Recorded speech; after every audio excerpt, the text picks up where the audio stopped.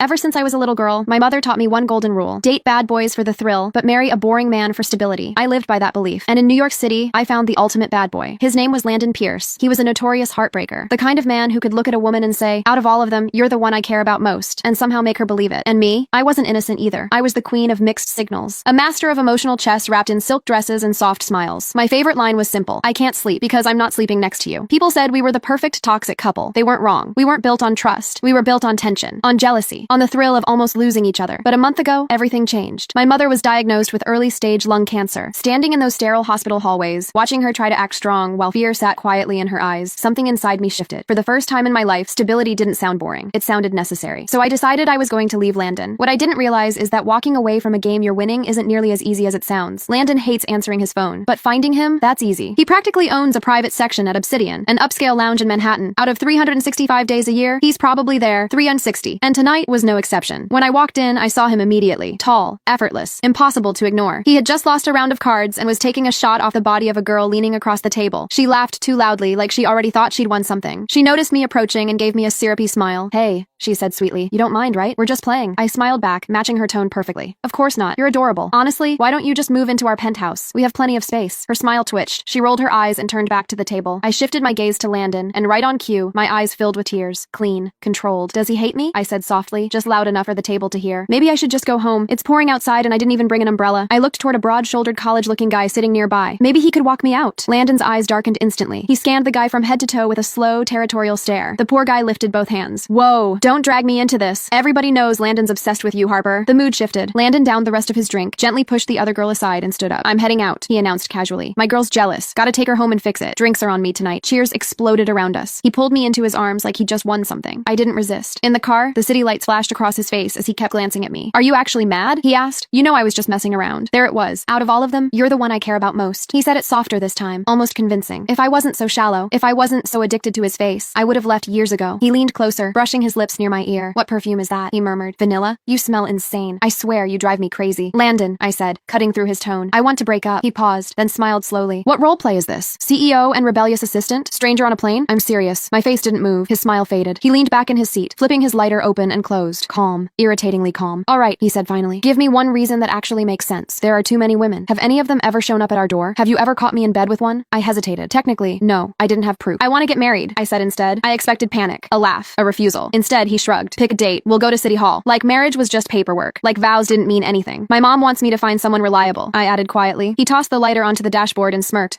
Click on the homepage to watch the next episode.